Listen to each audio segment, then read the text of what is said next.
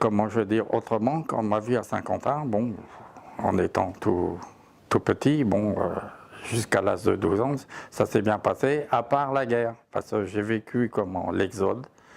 En 1940, ma grand-mère, j'étais en vacances chez ma grand-mère, et comment, dans un petit patelin, dans la Somme, à Douilly-les-Oies, qu'on appelait. Alors, je gardais les oies, et puis j'allais glaner le blé. Et mes parents sont venus me rechercher parce que les Allemands venaient de franchir la frontière belge. Et à ce moment-là, dans le Nord, tout le monde avait peur des Allemands. Donc je suis parti en exode avec mes grands-parents. Comme mon grand-père travaillait dans une ferme, il conduisait un tracteur. Il a attaché une charrette derrière le tracteur. Et de Saint-Quentin, on est descendu jusqu'à Bordeaux en charrette.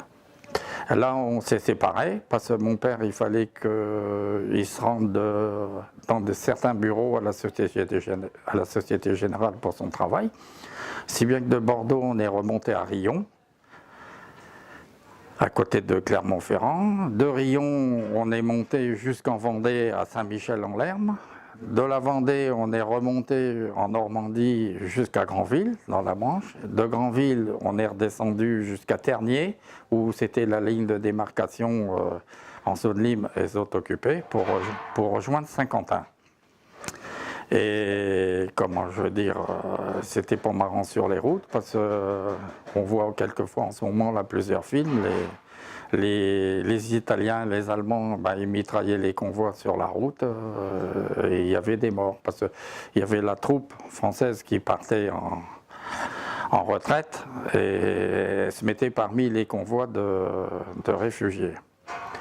Alors, ben, comme je dis tout à l'heure, de Saint-Quentin, on a vu le travail de mon père, et quand on s'est retrouvé à Coutances en Normandie, ben, on s'est retrouvé au mois d'avril 1944.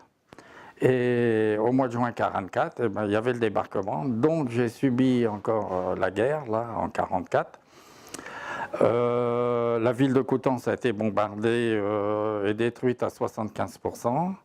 Moi, avec ma sœur, un après-midi où ça s'est passé, le bombardement, on était parti en campagne chercher du lait dans une ferme.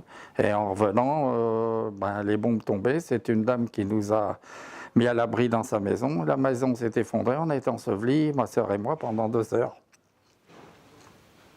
Et ça a été dur. Et comment je veux dire, bon, on s'est sorti indemne. Et puis on est retourné en exode, dans la ferme où on allait chercher du lait là, pendant 3 ans. Et après, ben, là, il y a eu la libération. Et puis c'est là que par la suite, mon père il a été muté en Normandie, pas en Normandie, en Bretagne, à Pontivy.